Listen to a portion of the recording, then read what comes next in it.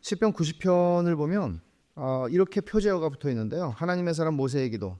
모세를 하나님의 사람이라고 얘기해요. 하나님의 사람. 모세에 대해서 붙일 수 있는 칭호가 많아요. 근데 뭐 율법 수여자, 뭐 기타 등등 많아요. 근데 하나님의 사람이라고 불러요. 더 설명하면 하나님의 친구 같은 사람이라고 할 수 있겠죠. 친구라는 말은 여러분, 친구가 마음을 모르면 친구가 돼요? 친구가 마음을 모르면 친구가 돼요? 친구가 사정 설명을 다 하면은 그랬어. 오해하면 그게 친구가 돼요? 친구는 마음을 아는 거잖아요. 마음과 마음이 이어질 수 있는 사람이잖아요, 친구는. 근데 모세를 하나님의 친구처럼 성경이 설명하고 있음에도 불구하고 인간적인 눈으로 보면 모세가 여러분 부러우세요? 아니면 모세처럼 되기 싫으세요?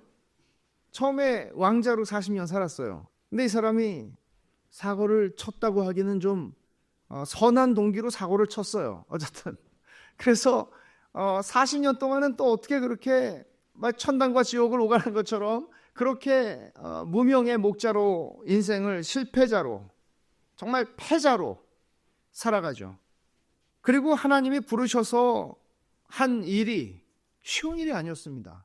이 고난으로 점철된 인생을 보낸 사람인데 광야의 삶이 없이 고난이 없이 하나님과 친구가 될 수 없습니다. 하나님의 친구가 되기 위해서 하나님의 마음을 깊이 이해하는 자리에 가기 위해서 하나님은 우리에게 고난을 허락하세요. 왜냐하면 그냥 사탕 달라고 그러면 사탕 주고 뭐 맛있는 거 달라고 하면 맛있는 거 주고 이런 관계 속에서는 마음을 나눌 수가 없어요. 그런 자리까지 하나님 우리를 데려가시는 거예요. 그럴 때 우리가 해야 되는 일이 있어요. 하나님께서 낮추시는 대로 낮아지고 무릎을 꿇는 거예요. 낮아지는 거예요.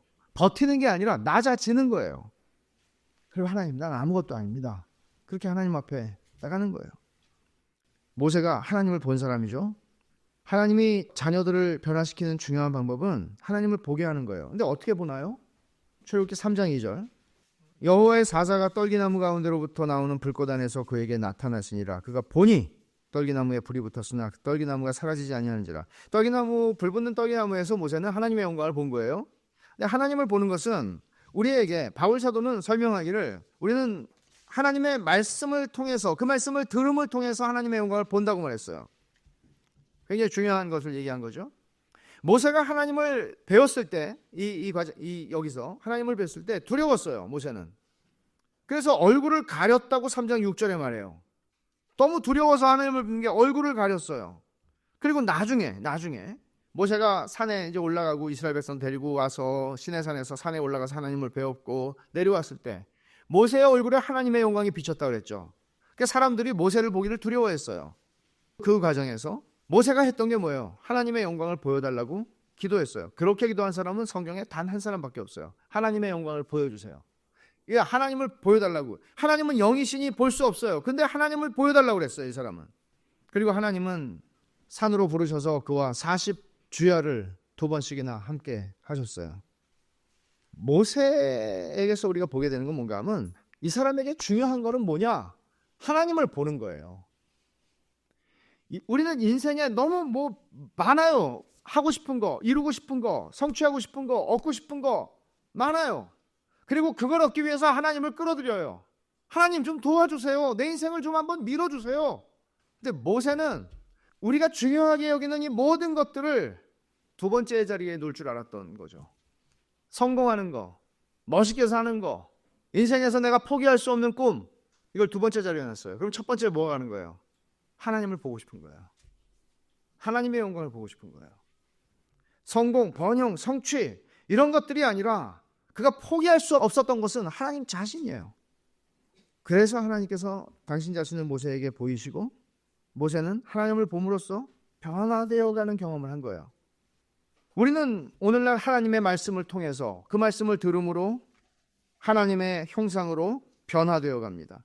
그러니까 하나님 말씀을 듣는 게 없이 하나님 말씀을 사랑하지 않으면서 하나님의 친구가 되는 일은 일어나지 않습니다.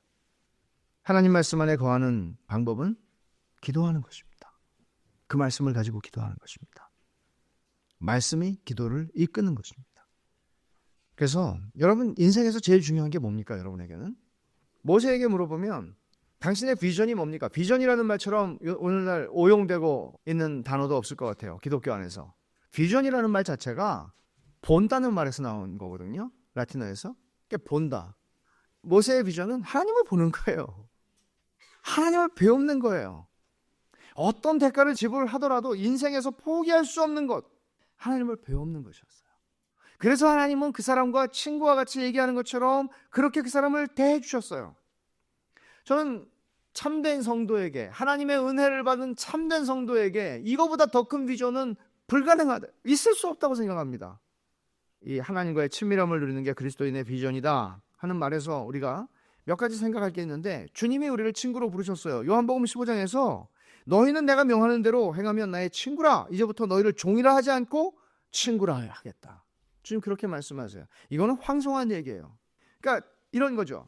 너희가 내가 명하는 대로 행하면 나의 친구라. 이 얘기는 그냥 단순히 행동하는 것이 문제가 아니라 마음을 아는 거죠.